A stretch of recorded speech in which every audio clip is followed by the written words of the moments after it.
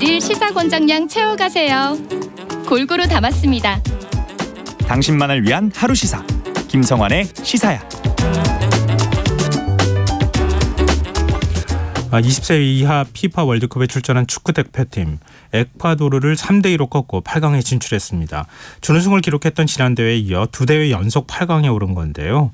우리 리틀 태극 전사들이 8강 상대 나이지리아를 넘고 4강 그리고 우승까지 거머쥘 수 있을지 박진아 축구 해설위원 연결해서 얘기 나눠보도록 하겠습니다. 위원님 안녕하십니까? 네, 안녕하세요. 네. 오늘 아침에 저도 경기 보고 깜짝 놀랐어요. 너무 잘하던데요. 위원님도 그렇게 보셨습니까? 좋은 경기 했습니다. 생각보다 수월하게 8강에 올라갔다는 느낌도 있었고요. 수월하게요? 아니 근데 마지막에는 굉장히 마지막에는 많이 휘말렸어요. 긴장됐죠. 예. 그게 이유가 있습니다.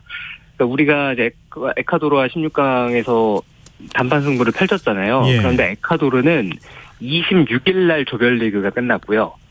우리나라는 28일 날 조별리그가 끝났습니다. 예. 네, 20세 월드컵이 이제 성인 월드컵과는 다르게 경기 그 대회 일이 상당히 짧아요. 예. 그래서 조별리그 사이에 휴식일도 이틀밖에 주어지지 않는 아주 컴팩트한 대회입니다. 그래서 3일 간격으로 우리가 계속 경기를 치러야 되는데, 물론 우리가 28일 날 경기하고 현지 시각으로도 1일 날 토너먼트 경기를 치렀으니까 그 사이에는 그래도 휴식일이 약간 더 길게 있긴 했지만 네. 또 그 사이에 우리가 조별리그와는 다르게 토너먼트 16강으로 경기장을 이제 이동하는 이동일도 포함이 되어 있었거든요. 네. 그렇기 때문에 우리가 에콰도르와의 경기에서 후반에 체력적인 부담이 훨씬 더 클 수밖에 없었고, 그래서 우리가 생각보다 이르게 걸어 잠그는 전략을 쓸 수밖에 없었죠. 예. 네, 그래서 우리가 후반 한 30여 분 동안 많이 밀리기도 했는데 네. 우리 선수들의 체력 상태라든가 여러 가지 것들을 고려해 봤을 때는 코칭 스텝이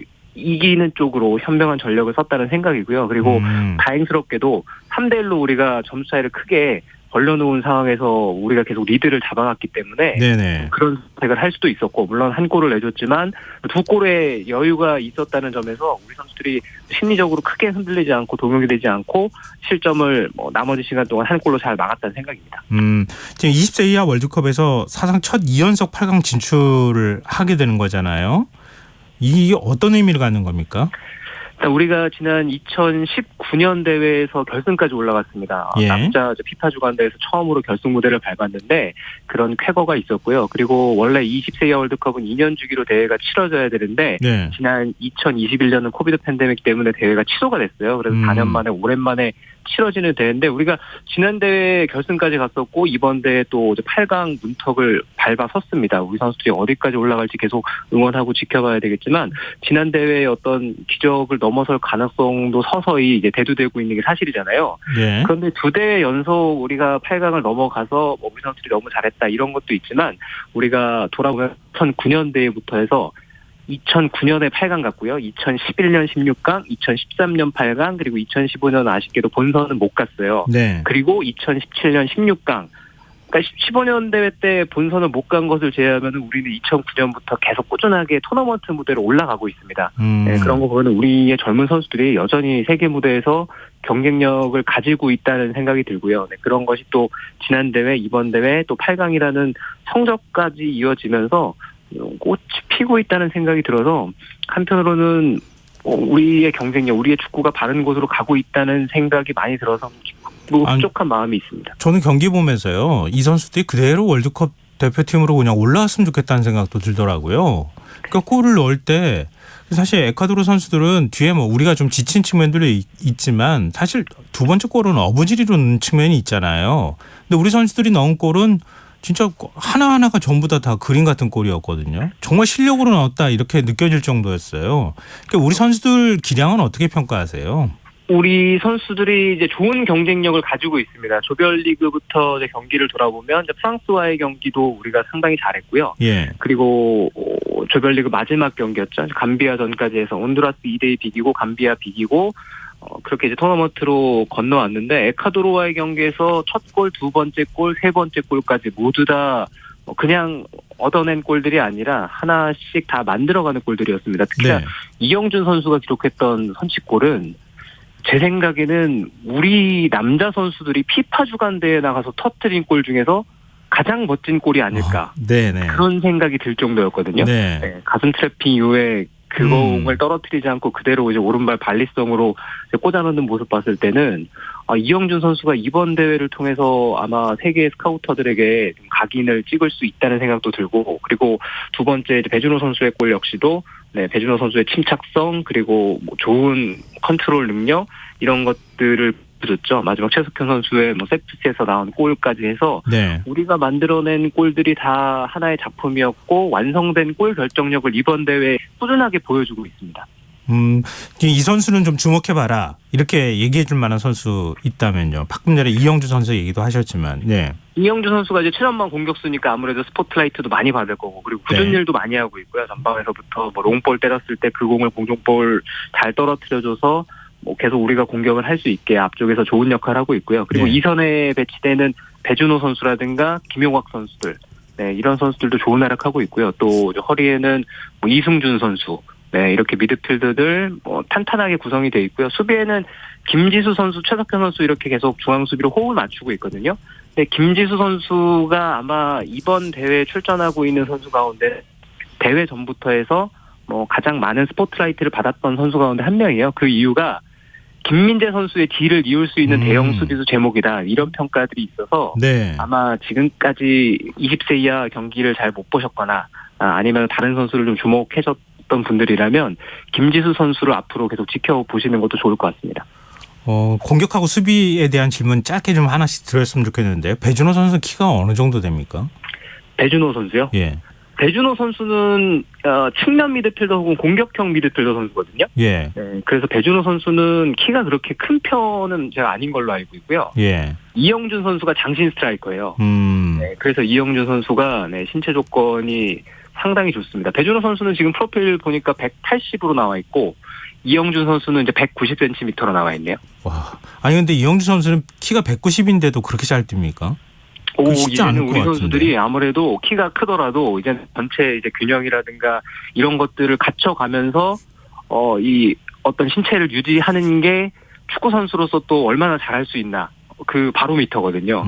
그런 점에서는 190cm의 장신 스트라이커가 그런 좋은 기본기를 가지고 있다는 것 자체가, 그래서 아마 많은 스카우터들이 이영준 선수를 주목하지 않을까, 제가 조심스럽게 말씀을 드렸던 것도 이영준 선수가 가지고 있는 그 신체의 어떤 조건 네. 때문이었어요.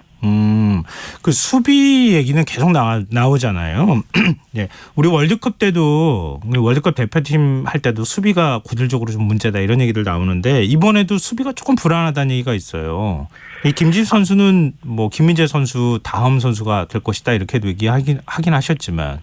네, 아무래도 이제 우리가 피파 주간대에 나가서 이제 수비력으로 경쟁력을 갖추기에는 좀 미흡하다 이렇게 평가를 할 수도 있지만, 바꿔서 생각을 해보면은 우리 이제 수비진에 있는 선수 가운데 지금 소속팀에서 프로 무대에서 주전으로 꾸준하게 나오고 있는 선수들이 부족한 것도 사실입니다. 네. 그래서 이제 20세 이하 선수들이 다음 목적은 소속팀으로 돌아가서 또 프로 무대에 가서 얼마나 주전으로 많이 경기에 나설 수 있느냐, 이게 될 것 같은데요. 네. 우리 수비진들이 특히나 측면 수비 쪽에서 이번 대회도 좀 불안한 모습들이 노출이 되고 있는데, 측면 수비수들이요, 이게 세계적으로 다 마찬가지거든요.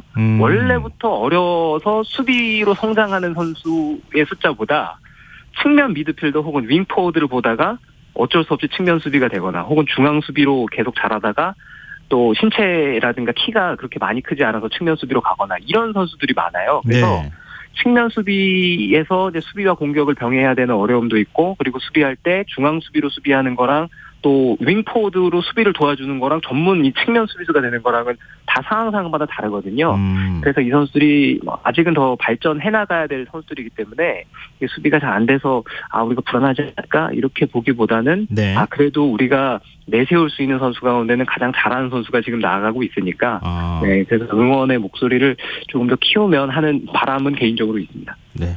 아무래도 축구 팬들 입장에서는 좀 잘 막아줬으면 좋겠다고 하는 마음이 있으니까 항상 이렇게 수비 얘기를 하는 것 같고요. 자, 그러면 우리 다음 상대가 나이지리아잖아요. 근데 축구하는 스타일이 에콰도르하고 조금 비슷하다 이런 얘기가 있더라고요. 나이지리아는 기본적으로 20세 이하 대회, 그리고 이제 17세 월드컵, 이런 연령별 월드컵에서는 무시할 수가 없는 어마어마한 저력을 가지고 있는 팀입니다. 나이지리아가 17세 이하 월드컵에서 가장 많이 우승한 팀이고요. 그리고 네. 20세 이하 월드컵에서도 이번 대회까지 이제 13번째 본선 진출이거든요. 근데 지난 12번의 대회 가운데 무려 11차례 토너먼트에 진출을 했어요. 그러니까 이 팀은 나가면 토너먼트에 올라가는 게 너무나 당연한 팀이고, 그리고 연령별 대회에서 나이지리아 같은 팀들이 확실히 두각을 나타내는 거는 신체 능력 때문이죠. 예. 유연하고 그리고 힘이 있고 키가 크고 예. 이런 게 성인 무대에서도 강점으로 드러나는데 20세 이제 선수와의 어떤 비교에서는 이 선수들이 가지고 있는 신체 능력과 이제 운동 능력, 빠르고 이런 걸 당해내기가 어려운 경기들이 상당히 많았거든요. 나이지리아는 이번 대회에서 조별리그를 통과할 때도 죽음의 조라고 꼽히는 이제 브라질과 이탈리아와의 경쟁 끝에 와일드 카드가 되긴 했지만 그 조 경쟁에서도 2승을 기록을 했습니다. 그럴 네. 정도로 탄탄한 전력을 가지고 있고, 토너먼트에서도 나이지리아가 개최국이었고 또 개최국이자 강력한 우승 후보였던 아르헨티나를 2대0으로 제압했거든요. 그런 거 봤을 때는 나이지리아가 가지고 있는 전력은 우리가 지금까지 경기를 했던 팀 가운데서도 가장 강한 상대를 이제 우리가 만난다. 이렇게 생각을 해서 더 많이 준비하고 정신적으로도 무장을 확실히 해야 됩니다. 우리 선수들이 어떻게 그러면은 대응을, 그러니까 나이지리아 전에 맞춰서 어떤 뭐 훈련을 해야 됩니까? 여전히 우리는 이제 나이지리아보다 휴식일이 하루가 짧습니다. 예. 나이지리아가 16강 토너먼트를 우리보다 하루 빨리 했거든요. 그래서 여전히 우리가 휴식이 짧다는 어떤 핸디캡을 가지고 있는데, 대회 본선에 나갔고 이미 우리는 조별리그 3경기, 토너먼트 1경기에서 4경기를 치러왔습니다.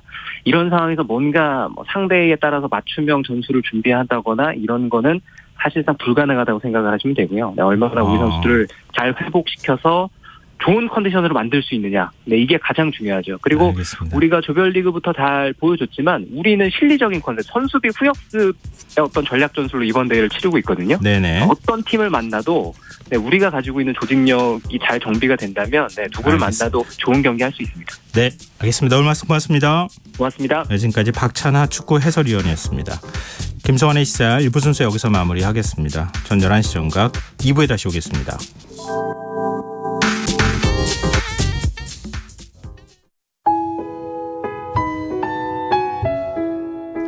청취자 여러분, 위기가정을 찾아주세요.